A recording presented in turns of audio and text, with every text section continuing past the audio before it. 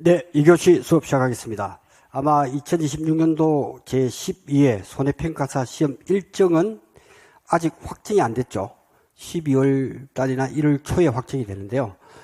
아마 지금까지 시험 트렌드를 보면 1차는 5월 중, 2차 시험은 8월인데 지금 날짜를 보면 확정은 8월 달 토요일이죠. 8월 29일을 한번 찾아보시겠습니까? 그때가 아마 토요일일 거예요. 그래서 아마 8월 29일이 유력하지 않나. 아니면 9월. 그리고 지금 여러분이 이제 교재는 기초, 기본 이론은 손평 하나, 손해평가사 2차 업무방법서, 농구는 교재를 가지고 강의를 할 것이고, 그 이후에 끝나면 이제 1월달부터는 이제 문제집을 해서 핵심 강의하고 문제까지도 한번 풀어보고, 그 다음에 기출문제 풀이, 이렇게 해서 전체적으로 진행이 될 겁니다. 자, 진행을 할 때 여러분이 꼭 알아야 될 것은 한 3가지 정도에서 여러분이 가슴에 좀 새기고 공부를 좀 했으면 좋겠다. 그래서 합격률은 생각하지 말고 내가 알면 합격이고 모르면 운이 좋아야 합격이다. 이렇게 보시면 좋을 것 같고요. 그래서 저는 경물치지다. 그죠? 경물치지는 우리나라에서 누가 이야기를 했죠? 정시성을 가진 사람인데 정약용 선생님이죠. 정약용 선생님이 경물치지에 대해서 이야기를 했습니다. 즉 사물의 이치를 정확하게 꿰뚫어 보는 그런 부분에서 공부를 좀 했어요. 단순히 암기하려고 하는 것보다 이제 사물의 이치를 잘 알아가지고 그것을 결국은 우리 이런 각각의 농작물이 있으면 그 농작물이 가입한 대상자가 자연재해로 인해서 조수의 새나 짐승 또는 불, 화재로 인해서 피해를 입었을 경우 우리는 그 얼마나 피해를 입었는지 그 피해율을 산정한 사람이 우리예요. 피해율을 산정하게 되면 보험금을 구할 수 있거든요. 보험금은 우리는 알지만 피해율만 주면 NH손보에서 보험금이 얼마입니다 하고 알려주고 보험을 받습니다. 그래서 농가가 가입률이 전체적으로 50%밖에 안 되기 때문에 여러분들은 아는 지인이 있으면 보험 가입을 하라고 했어요. 왜? 정부에서는 약 50%, 지자체에서는 30%에서 35%, 약 80%에서 85% 지원을 해준단 말이에요. 여러분 가만히 보세요. 암보험을 갖다가 내가 가입을 하는데 나이에 따라 다르겠지만 암보험 가입하는데 한 5만 원 나온다. 근데 이걸 80%, 4만 원을 정부에 지원해주면 만 원 정도에서 8천 원 정도만 할 수 있다면 얼마나 좋겠어요. 그죠? 그러니까 농민들은 가입하면 무조건 유리해. 왜? 5년 안에 피해가 입을 확률이 대부분이단 말이에요. 그리고 더 이상 피해를 입기 때문에 가입하면 정부로부터 지원을 받는 거와 똑같아요. 그러니까 보험료를 제가 평가를 제주도에서 해보면 콩조사를 가보면 콩을 갖다가 임대수도 하고 해가지고 한 10군데, 20군데를 농지를 갖다가 한 사람은 보험료를 갖다가 한 200만 원 내. 자기가 많다고 그래. 그거는 200만 원 내는데 당신의 혜택은 9배. 약 2천만 원 정도 정부로부터 지원을 받는 거예요. 가만히 생각해 보면. 그 사람은 농사 지으면서 매년 2천만 원 수익을 얻는 거예요. 왜? 피해율을 지금까지 통계를 보니까 가입만 하면 대부분 피해를 입게 돼 있어요. 자연재해 때문에. 그러니까 200만 원 내고 2천만 원을 매년 받는 거예요. 왜? 손해율이 100% 넘어가거든요. 그러니까 여러분들 지인이 농사 짓는다면 과수, 사과밭이다 하면 보험 가입했냐 물어보세요. 가입 안 한 사람이 둘 중에 한 명이에요. 50%예요. 그러니까 가입만 하면 이익이라는 거지. 그래서 우리 공부 방법은 경물치지다. 정약용 선생님이 이야기한 경물치지. 정약용 선생님이 나중에 귀양 가서 하루에 책을 한 권씩 썼잖아요. 그래서 5,000권의 책을 남겼어. 지금 생각해보면 불가능할 것 같지만 아침에 딱 일어나서 꼭지는 자식과 아버지의 관계에서 쭉 쓰면 그 하나의 책이야. 그러니까 경물치지가 되면 하루에도 책 한 권 쓸 수 있다는 거지. 그러니까 여러분들이 어렵게만 생각할 것이 아니고 평가를 어떻게 하지 궁금하잖아. 궁금해야 돼. 그러니까 경물치지의 원칙은 왜 그럴까? 왜? 질문을 던져요. 왜? 또 왜? 세 번의 질문을 던지게 되면 이 질문은 해결될 수가 있다는 거지. 모르면 물어보세요. 그리고 고민을 해보세요. 그러면 시험 문제가 눈에 보인다는 거죠. 그렇지 않고 계속 암기해서 여러분이 공부하려고 문제 풀면은 힘도 들고 어렵고 안 풀려요. 근데 가만히 보면 이 이치가 왜 그랬지? 그걸 자꾸 궁금해하면 시간은 앞으로 시험 칠 때 시간은 지금 10개월 남아있잖아요. 10개월 동안에 그 고민을 하게 되면 그것이 고스란히 시험에 나온단 말이죠. 그러니까 그걸 갖다가 계속 냅다 외우려고만 하면 되겠냐고 이게. 그러니까 경물 취재 방법에서 나는 접근을 하겠다는 마음을 좀 가지시고, 두 번째, 많은 사람들이 이 타이거 우즈의 방법을 마인드를 배워야 해요. 타이거 우즈가 이제 PGA 투어에서 3번인가 우승했을 때 인터뷰를 하죠. 그러면서 우승 비결이 뭐냐라고 물어봤을 때 타이거 우즈가 이렇게 얘기하잖아요. 남들은 골프를 칠 때 딱 티샷을 하고 있는데 한 번, 두 번째 목표가 어디냐? 온 그린 하면 온 그린. 그죠? 그래서 홀컵이 있으면 요게 올리는 것이 목표다. 보통 사람들은. 자기는 목표가 뭐였겠습니까? 타이거 우즈는 홀이었어요. 연습을 할 때 남들은 온그린, 그 한 20m 되는 그 반경에 거기다가 온그린 하는 걸, 티샷을 탁탁 하는 걸 연습을 했지만 타이거 우즈는 그러지 않았어. 나는 그 중에서 핀이 여기 있으면 여기를 목표로 잡은 거예요. 여기 있으면 여기의 목표를. 그러니까 여러분들이 집중을 하라는 거지. 아, 이 파트는, 그래서 아까 적과제는 어렵다 그랬죠. 적과제는 포커스를 맞추되 도저히 나로서는 포커스 맞추기 힘들다. 그러면 요 정도 범위에서 50%를 포기해서 올리는 것까지 하겠다. 그리고 다른 품목에 대해서는 내가 재미도 있고 시험 나오면 알아맞출 수 있어. 그럼 포커스를 딱 맞춰서 타이거 우즈의 전법을 가자. 그래서 목표를 명확하게 했네. 그래서 기초과정 이번 달하고 다음 달까지 해서 전체적으로 내가 점수를 한 80점 정도의 포커스를 막 20%는 포기해야 되겠네. 포기하는 20%가 공부하는 시간은 반반이에요. 그 20%를 위해서 잘 모르고 이해 안 되는 걸 공부하는데 50%의 시간을 투자해야 돼. 나는 그렇지 않겠다. 100%를 갖다가 80%에 집중하겠다. 포커스를 잘 맞추시면 가능하다. 왜? 1년이라는 기간, 10개월 기간 동안에 공부할 양은 책은 한 권이지만 알고 보면 엄청나게 공부할 게 많아요. 암기할 게. 그래서 저는 암기를 별로 안 해요. 그래서 시험 문제 보면 다 푼단 말이죠. 왜? 경물 취지를 했으니까. 아, 이거는 이렇게 풀면 되겠구나. 그 맥을 잡는 작업이 필요하다. 그 다음에 역사적인 인물 중에서 포정이라는 사람이에요. 포정. 춘추 전국시대에 가장 역사적으로 소를, 해우가 뭐죠? 해우. 소를 분해한다는 뜻이에요. 해우. 소를 잘 분해해서 궁중요리사의 최고봉이 포정이라는 사람, 포정. 춘추 전국시대에. 그래서 황제가 포정이 소를 잡는데 시장에 가니까 한 10,000명 정도가 쫙 모였는데 포정이 소를 탁 잡는데 분해를 쫙 하는데 사람들이 숨을 죽이고 보는 거야. 그리고 다 끝나니까 막 박수를 치는 거야. 그래서 이제 황제가 딱 나타나죠. 그래서 포정이 딱 앞에 포정 보고 물어보죠. 포정, 너를 세상 사람들이 고수라고 한다. 왜 고수라고 하는지 그 과정을 나한테 설명해봐라. 포정이 이야기하죠. 포정이 태어나면서 백정의 아들로 태어났어요.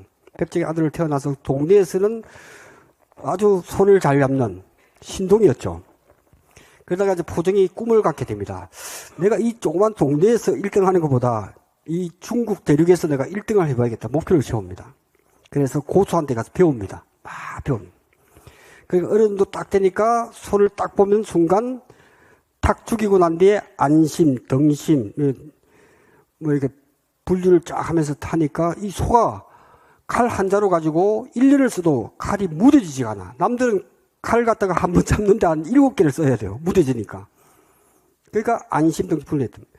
그래서 포정이 좀 더 내가 고수가 되기 위해서는 한 30마리 소를 이끌고 폭포수 밑으로 갑니다. 30마리 소를 끌고. 그것을 또 연구를 합니다.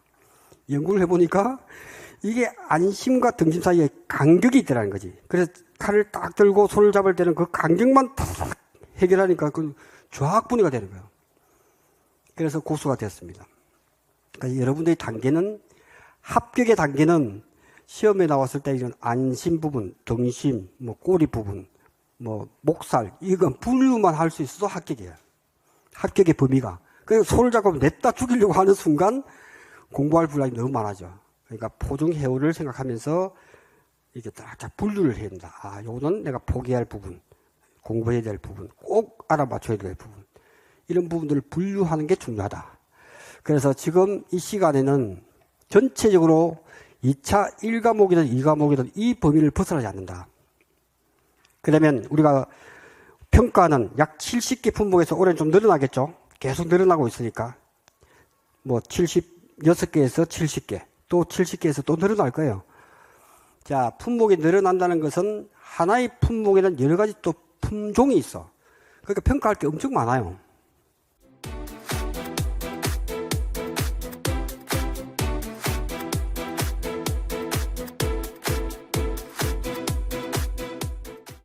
볼까요? 얼마나 있는지. 그래서 우리는 아시아 지역이다 했을 때 이걸 갖다가 논작물이라고 하자. 평가 방법이 달라요. 논작물. 논작물 반대말이 또 뭐죠? 비슷한 게? 밭작물이죠.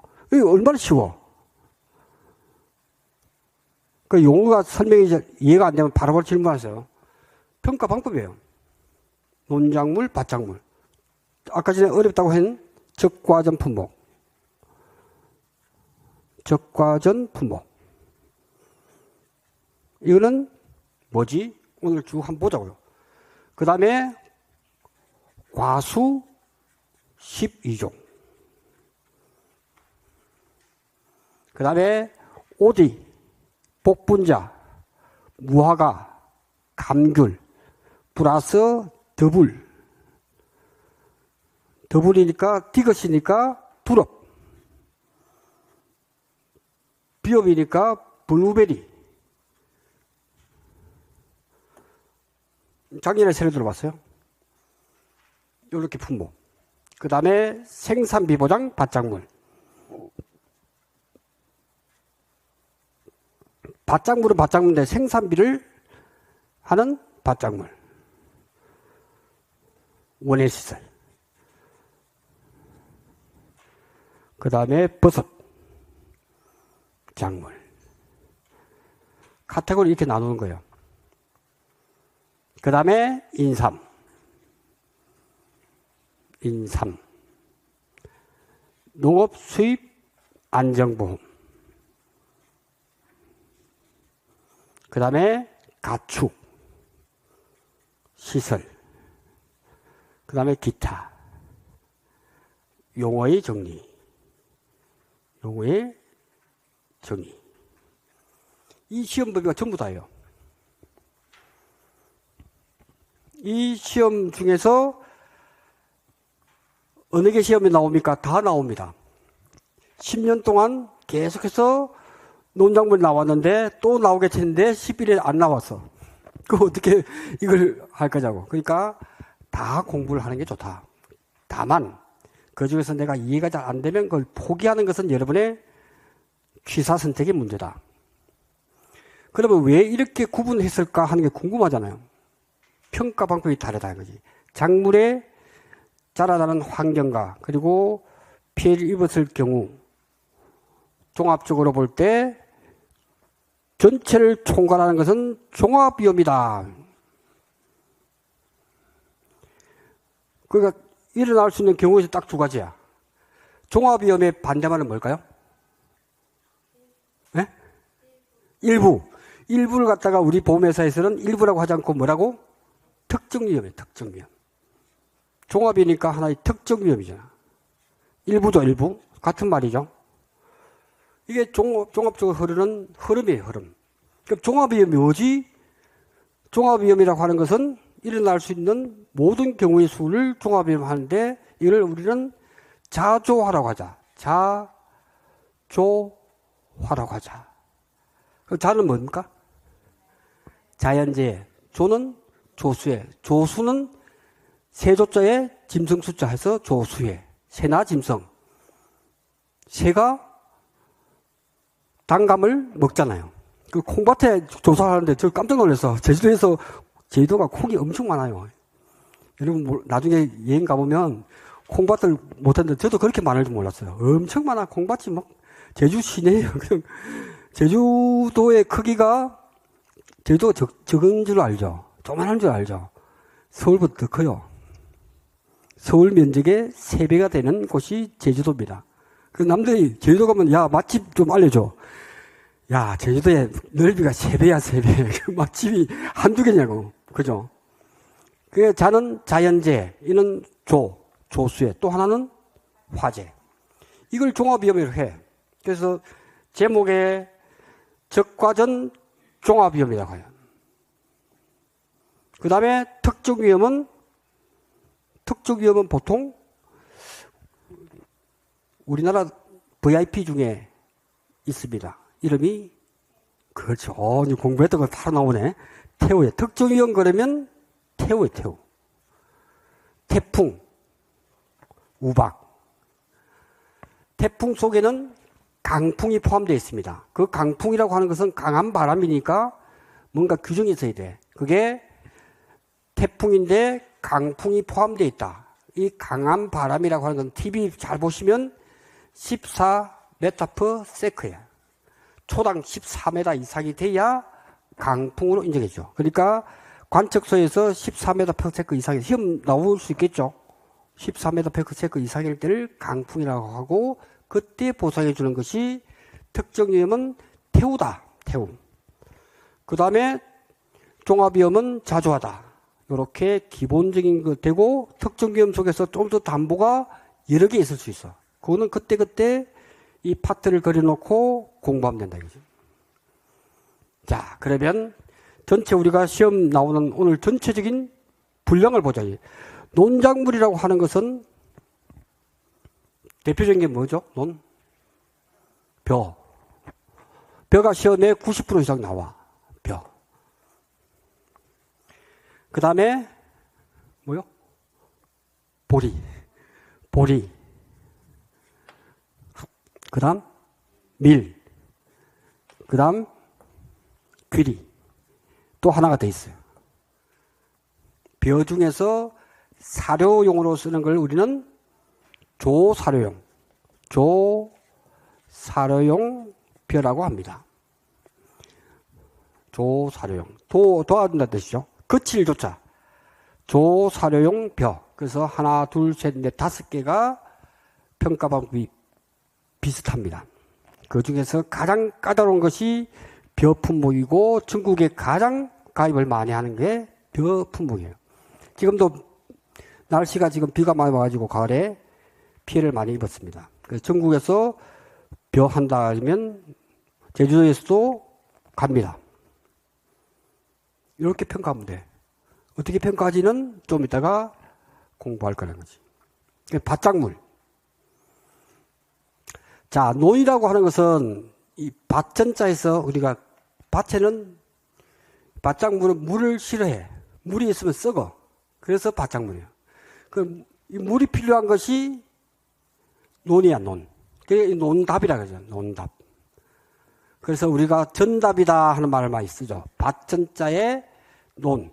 이게 전답이다. 부자의 상징은 옛날부터 전답이 많은 거죠. 밭은 물이 필요 없어. 그러니까 가만 보면 고랑과 이랑이 있잖아요. 그래서 여기에 곡식이 있고 여기에 물이 흐르도록 만들어서 우리 조상들은 농사를 지었단 말이에요. 그게 밭작물이에요. 논작물은 물이 있어야 돼. 물이 없으면 죽어. 그죠? 땅이 갈라지면 죽어. 밭은 너무 물이 많으면 죽어. 반대의 성격을 가진 게 밭작물이고. 그 밭작물에는 뭐가 있을까? 시험 이제 공부해야겠죠. 이게 논작물 요거만 공부하면 되고, 그 중에서 벼 중심으로만 공부하면 되고, 요것도 참고로 조금만 공부하면 된단 말이죠. 논작물의 평가 방법에 대해서 확실하게 알아야 시험에 대비할 수 있다. 그럼 밭작물은? 아는 거 다 나옵니다. 이제 여러분이 마트에 가면 이게, 식이종기가 언제지? 마늘, 마, 양, 고, 옥, 감,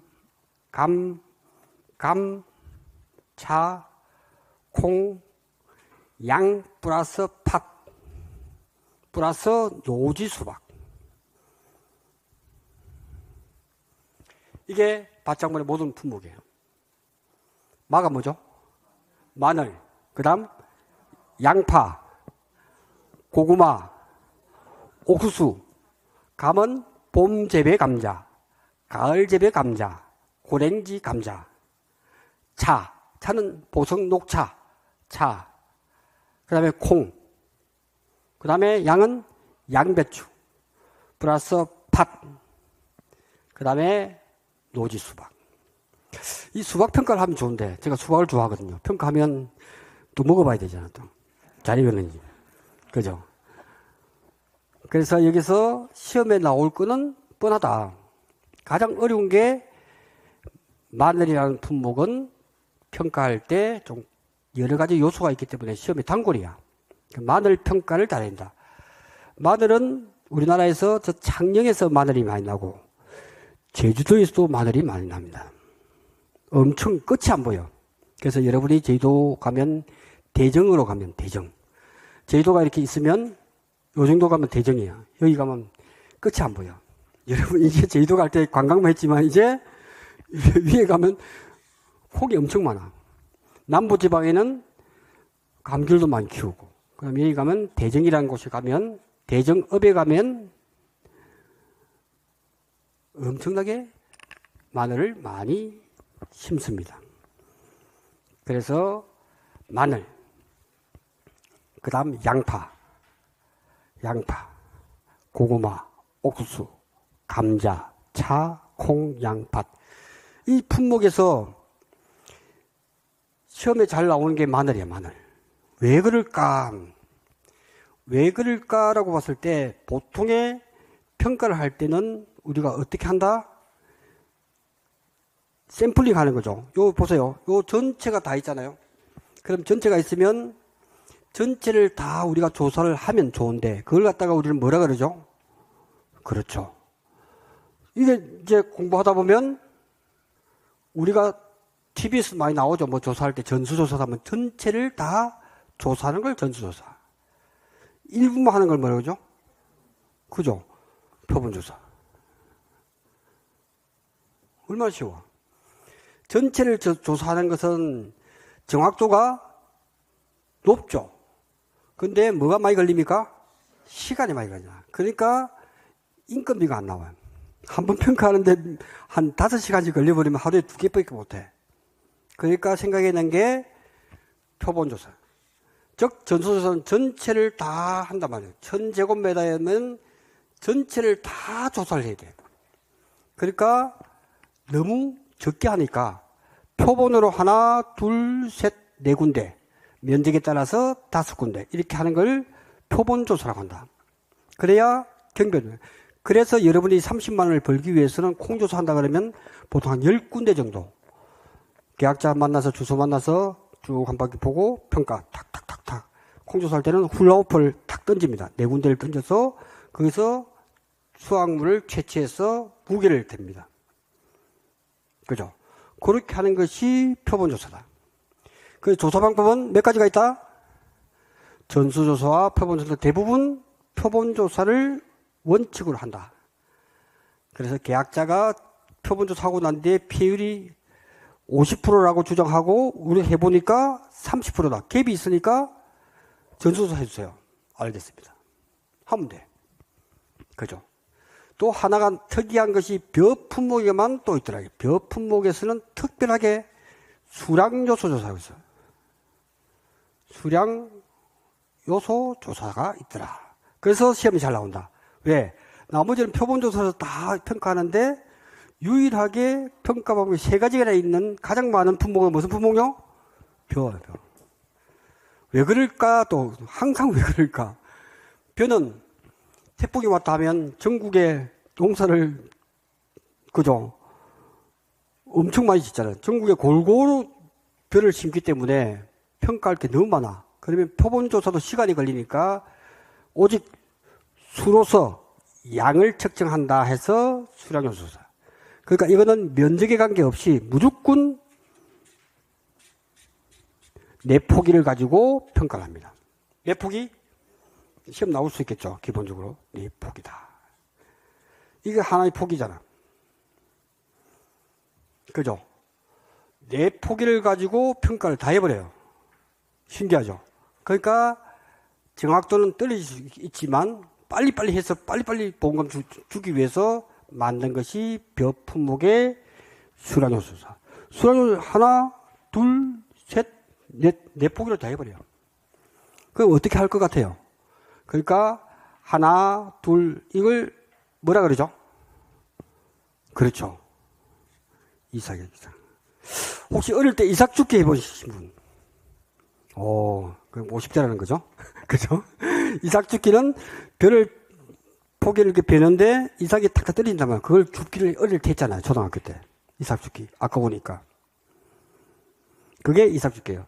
그래서 이삭이 몇 개? 16개 이상이면 1점.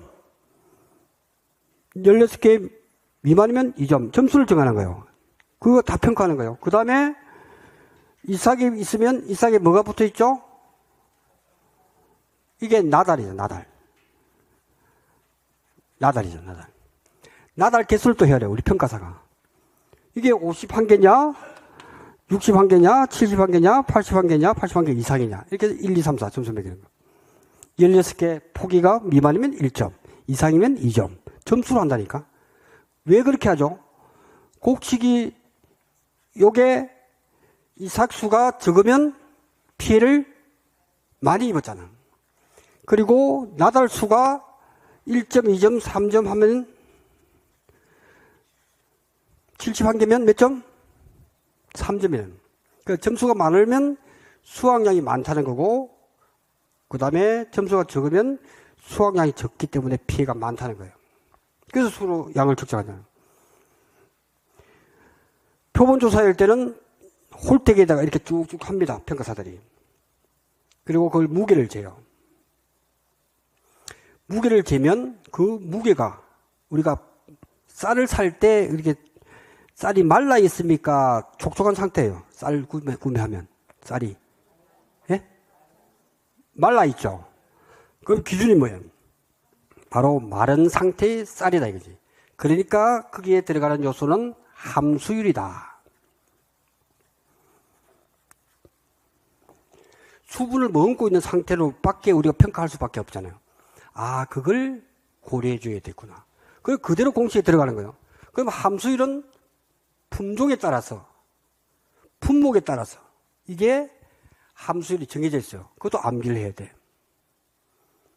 그러니까 암기할 게 어떻게 꼭 알아야 될 건 암기를 해야 돼. 그러니까 함수율이 중요하다. 왜? 평가할 때 이 품목이 물을 얼마나 머금고 있지? 그죠? 기준분에 우리가 측정했을 때. 그래서 수분 측정기가 있어요. 이런 기계가 있어요. 이런 기계. 요만하게 생겼어요. 여기다가 한 서너 개 넣고 콩이든 벼든 넣고 딱 돌리면 수분 숫자가 떡떡떡 17, 18 뜨면 그걸 기록해요. 그래야 정확하게 그게 함수율이야. 아, 그러니까 평가 방법은 어려운 게 아니고 샘플링해서 하되 와서 무게를 잰단 말이죠. 무게가 800g이다. 자, 무게가 800g이면 이게 실제 우리가 판매할 때 기준이 아니잖아요. 그 800g 곱하기 그 다음에 함수율. 함수율이 우리가 태국, 라오스, 베트남 흐르는 큰 강 이름 뭐죠? 그죠? 그래서 우리는 메콩강만 하면 돼. 메콩강이다. 이렇게만 딱 암기해 놓으면 된다. 메는 메벼. 콩은 콩하고 사촌이 뭐죠? 콩하고 사촌? 팥. 그 다음에 밀, 보리, 귀리. 모든 것이 강이잖아. 강. 그러니까 우리가 암기해야 될 것은 메벼. 딱 하나. 그 다음에 콩. 사촌인 팥. 그리고 혹시 콩가루 집안이라고 들어봤어요? 콩가루. 그래서 우리는 여기에 들어가는 것은 분질미는 쌀 중에서 분질미가 있어. 가루 분자.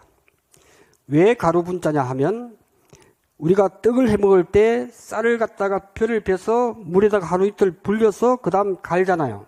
그래서 정부에서 볼 때 쌀의 소비량을 늘리기 위해서 만든 게 분질미예요.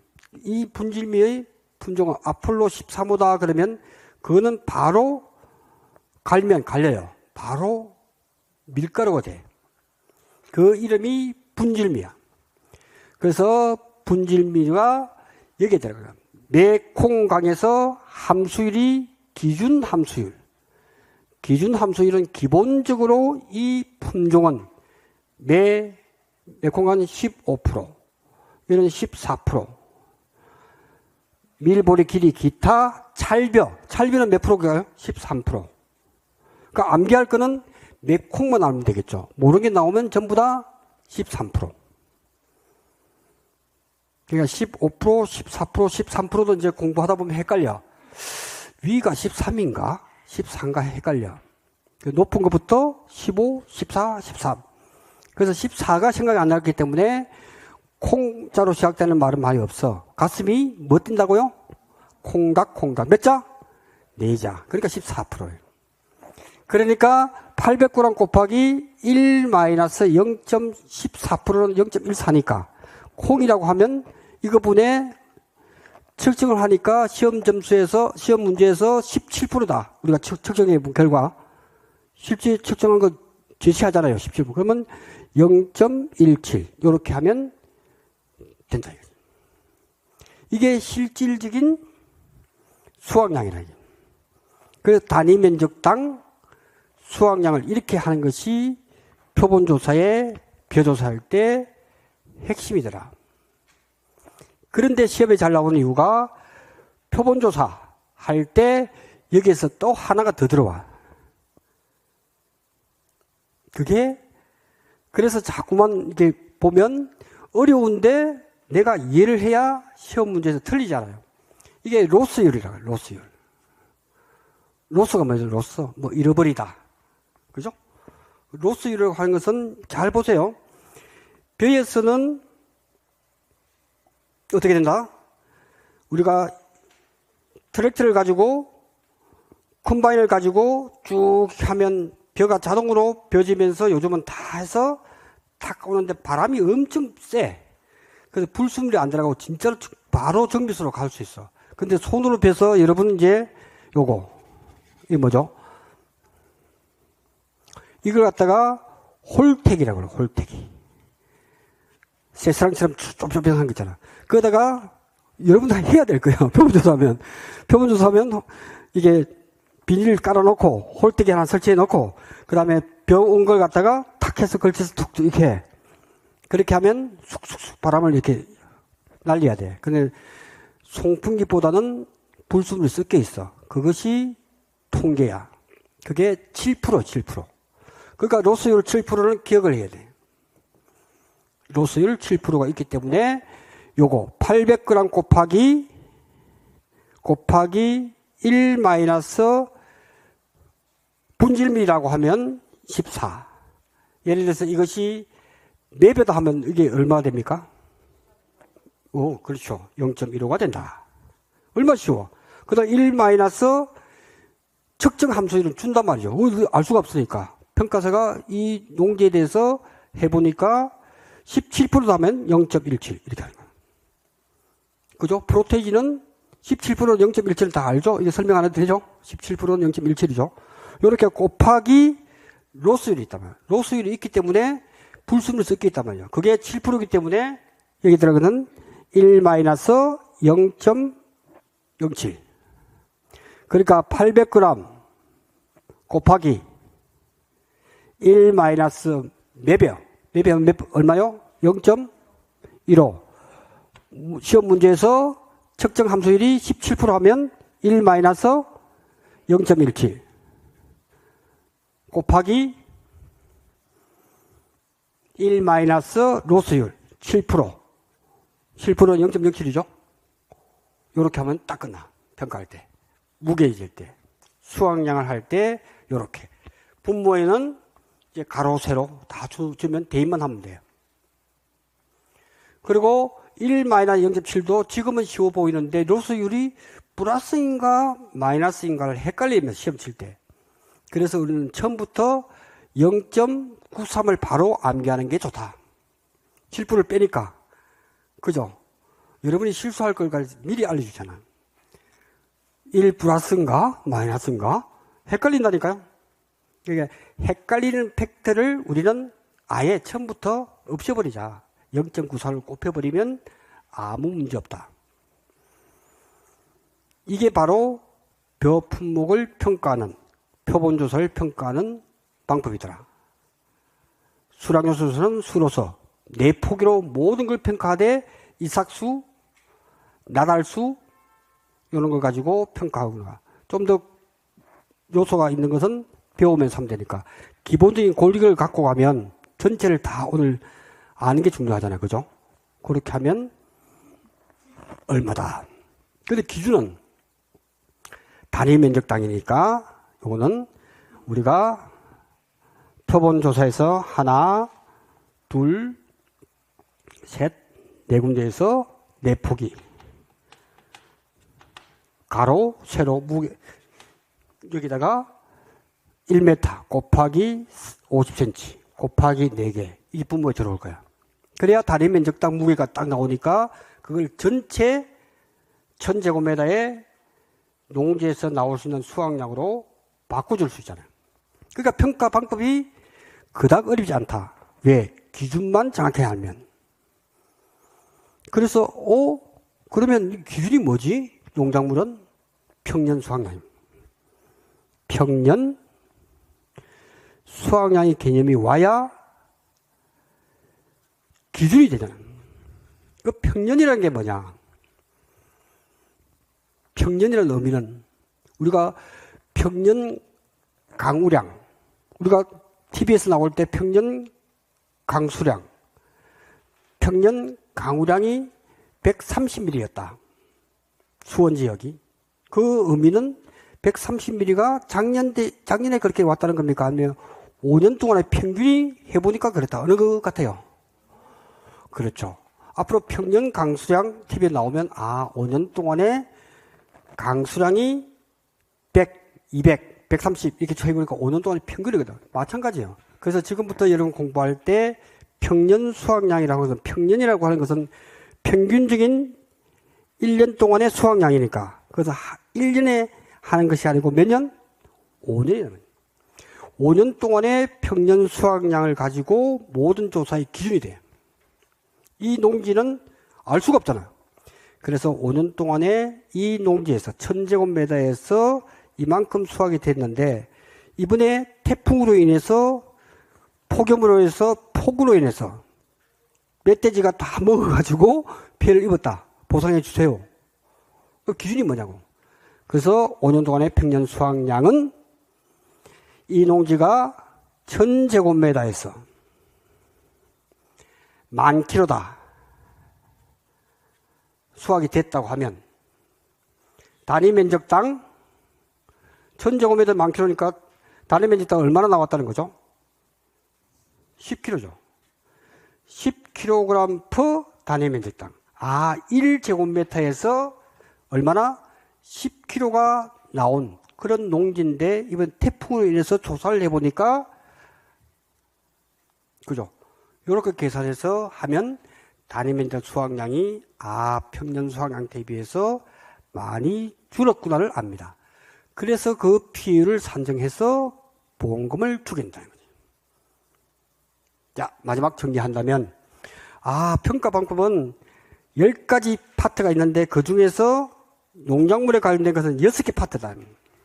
6개 파트에 흐르는 가장 하나, 둘, 셋, 넷, 다섯, 여섯, 일곱 여기까지가 농작물 파트가 농작물이죠 다.